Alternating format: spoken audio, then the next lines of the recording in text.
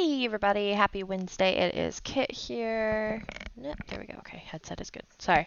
It's Kit here and welcome back to some Sims 4 Brooks Legacy story, not challenge. Um, we're with Marin back in Gen 3 and our girl is not doing super great. But this is gonna be her last bits of the camping trip that, yeah.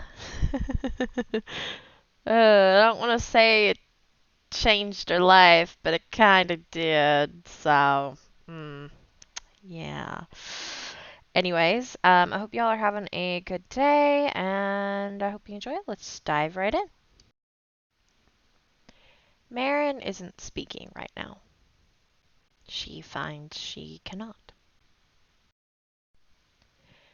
She expresses the dark, murky blobs in her head through art. It's not very pretty art. She draws until her fingers ache. Then she does puppets. Nobody watches. Everybody thinks she's in a mood and needs to be alone. They aren't wrong, but they aren't right either. She finds herself watching her hygiene and washing her hands a lot. She remembers the blood. She didn't even get close to it. But she feels like it would have felt like oozing goopy slime. She doesn't like to think about it. Uncle Andy is up and about now. Him and Aunt Lisa seem fine. He looks so normal. But she remembers seeing the big red hole in his stomach and other stuff. Purple and brown and red sacs. Organs. His organs. Where did it all go? She draws to keep the haunting memories at bay. To keep everything from spilling over. She draws well into the evening. She drew so much she was late to s'mores night. She forgot about it, actually, until her stomach rumbled for the first time in what felt like days. Maybe chocolate and marshmallows would help. But even that didn't go as planned. No marshmallows for her. No chocolate either. Just a spooky tale from Uncle Andy. Pirates and ghosts and a deadly volcano in Sulani. Marin wishes she was a pirate in Sulani. It's the last full day of the trip. Or the second to last. They all went to the national forest. Marin went on a walk. She wants to go home. She doesn't want to be here anymore. Not even splashing paint everywhere makes her feel better. Uncle Andy wanted everybody to play this dumb water balloon game. She doesn't want to. She doesn't like doing it. She thought about saying no. She thought about telling him what she saw. But the words never came out. Come on, Marmar. Let's have some fun today, Kason said, nudging her with Uncle Andy looking on. They all think she's just in a mood. Maybe this would help. The fishing does a better job at making her feel better than the water balloon splashing on her middle. Maybe she's catching a fish. She needs to bring one back to Mama. She misses her Mama. She misses home. Aw. No fish for her either. No s'mores.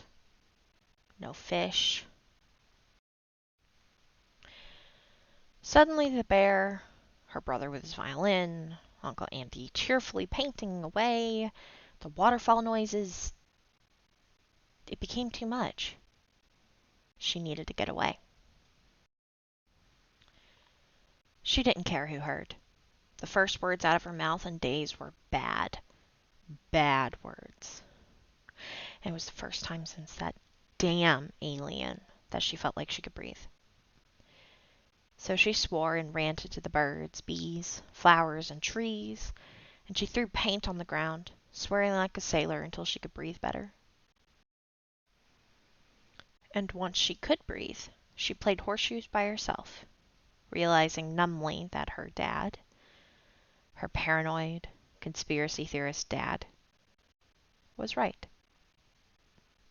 Aliens were real. And they were horrible. The next day, she was still so off of her game that even the monkey bars were hard. Everything was hard.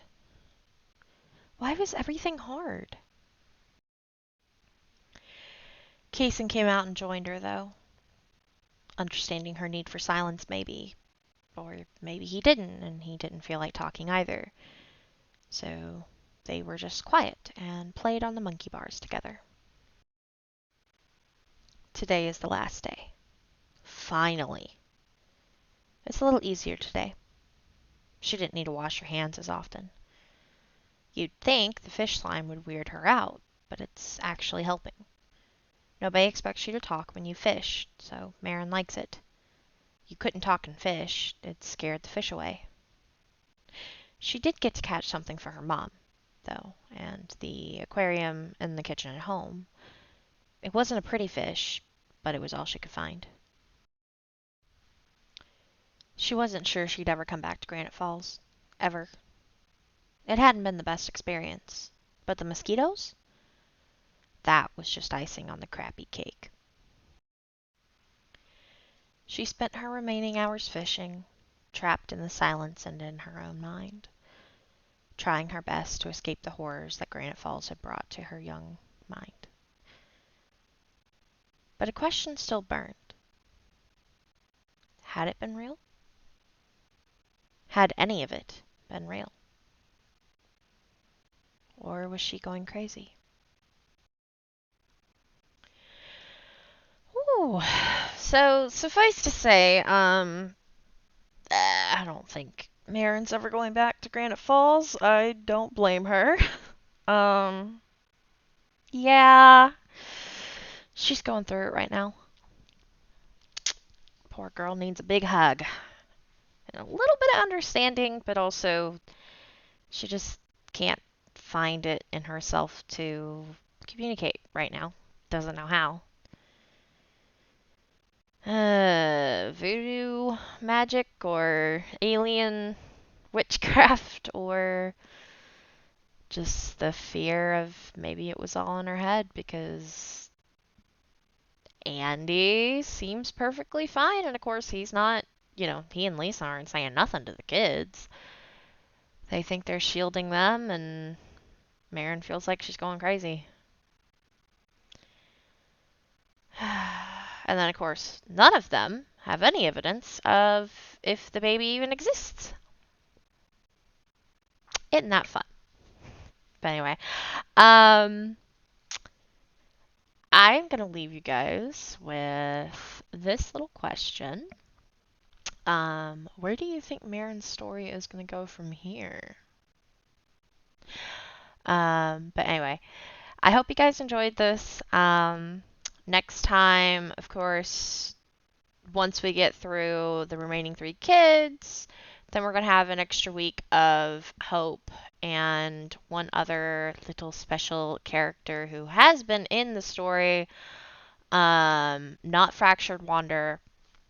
She'll be coming back after everybody's proper back from vacation, but a character that has been seen in the story for a while, but hasn't been seen lately. Yeah, we're gonna have them soon.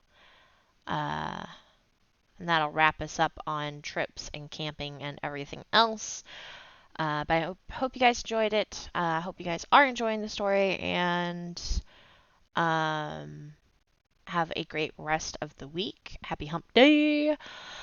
And don't forget, where the waters flow, legacies grow. Thanks so much for watching. Bye.